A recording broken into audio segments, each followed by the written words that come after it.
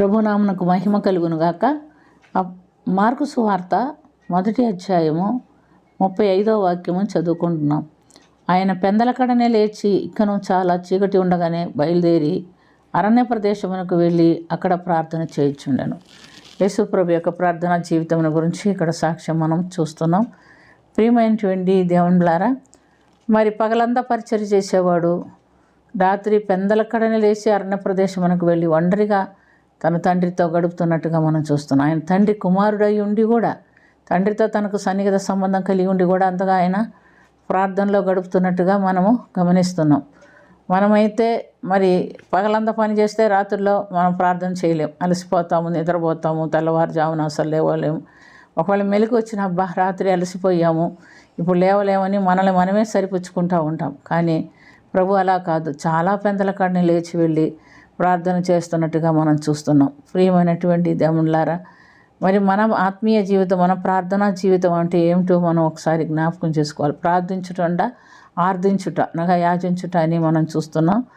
మరి ఆదికాండం 4:26 వాక్యంలో మనం చూసినప్పుడు ఎన్నోష కాలంలో ప్రార్థన, యెహోవా నామం పేరట ప్రార్థన మొదలుపెట్టాను అని మనం చూస్తున్నాం. కుమారుడు ఈ భూమి మీదకి వచ్చినందుకు తండ్రితో సన్నిహిత సంబంధం కలిగి ప్రార్థనలో గడుపుతున్నట్టుగా చూస్తున్నాం.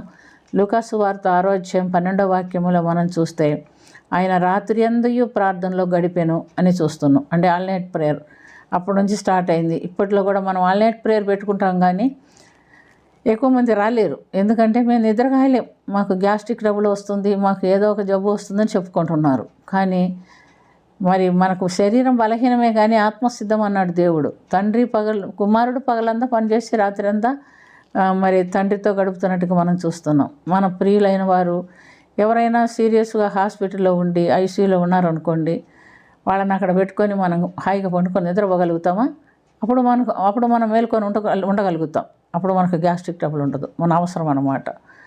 ఇంకేదైనా ఒక అవసరం పడింది, అప్పుడు కూడా రాత్రిలో మన ప్రియులు దూరం నుంచి వచ్చారనుకోండి, వాళ్ళతో మాటలు పెట్టుకొని రాత్రి అంతా కూర్చునే వాళ్ళు కూడా ఉన్నారు. అప్పుడంతా వాళ్ళకి కష్టం అనిపించదు. కానీ ఈ లోక సంబంధమైన వాటి కొరకు, లోక శరీర సంబంధమైన మరణం కొరకు మనం నిద్రగాచి ఎదురు చూస్తూ ఉంటామే. మరి దేవునితో సన్నిహితంగా దేవుని ఎదురు నుంచి సహవాసం కోరుకొనచ్చు, దేవుని ఎదురు నుంచి ఒక మాట, దేవునితో సహవాసం రాత్రి అంతా ఉండాలనే ఆసక్తి మనలో ఆత్మదేవుడు ఉంటేనే కలుగుతుంది. పరిశుద్ధాత్మను మనలో ఉంటే నిశ్చయంగా ఆయనతో గడపడానికి మనకు సంతోషం కలుగుతుంది. మనలో ఉన్న నీరసము, నిద్రమత్తు, బలహీనతలన్నీ కూడా తగ్గిపోతుంది, ఉండదు. కానీ దేవునితో నేను ఒక రాత్రి ఆశ కలిగిన వారు కూడా ఉన్నారు.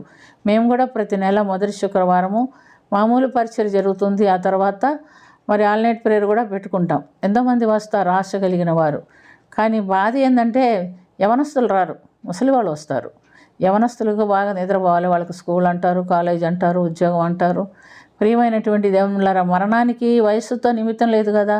ఎవరినైనా దేవుడు పిలవచ్చు. మరి మన సిద్ధపాటు కలిగి ఉంటేనే కదా దేవుని దగ్గరికి వెళ్ళేది. సూలూరుపేటలో కూడా మరి ప్రతి నెల ఆఖరి శనివారం మాకు ఆల్ నైట్ ప్రేయర్ ఉంటుంది. మాకు నెలకు 2 ఆల్ నైట్ ప్రేయర్ ఉంటుంది. మరి ఉండటానికి దేవుడు శక్తి ఇస్తాడు. అది జరుపుతున్నాము దేవుని కృపలో ఆయన ఇచ్చిన శక్తి అది. కాబట్టి ఎవరైనా మాకు కష్టము అనిపిస్తే వాళ్ళు ప్రార్థన చేయండి. దేవా మాకు కూడా శక్తి ఇవ్వు, నీతో కూడా ఒక రాత్రి గడుపుకునేదానికి అని ప్రార్థన చేస్తే దేవుడు మనకు శక్తి ఇస్తాడు. అలాంటి ధన్యకరమైన జీవితం ప్రభువే గడిపినప్పుడు మనం ఎందుకు గడపలేము? ప్రభు పగలంతా పరిచయం చేసి రాత్రి అంతా దేవునితో తండ్రితో సహవాసం కలిగి ఉంటున్నట్టుగా చూస్తున్నాం. అలాంటి ధన్యకరమైన జీవితం వరకు మనం కూడా ప్రార్థన చేసుకుందాం. ప్రేమ కలిగిన తండ్రి, కృప కలిగిన ప్రభువా, నీకు స్తుతి స్తోత్రం చెల్లిస్తున్నాం. శరీరం బలహీనమే, ఆత్మసిద్ధమని సెలవిచ్చిందేవా. మా బలహీన శరీరములను మీకు సమర్పించుకొనచ్చు. మీతో ఒక రాత్రి గడుపుకోవటానికి మాకును సహాయం చేయ. ప్రత్యేకమైన ప్రార్థన అనుభవములు మేము కలిగి ఉండటకు మాకందరికీ సహాయం చేయమని, దీవించమని, కరుణించమని యేసుక్రీస్తు పుణ్యనామమున మిక్కిలి వినయంతో అడిగి వేడుకొంచున్నాము తండ్రి. ఆమేన్.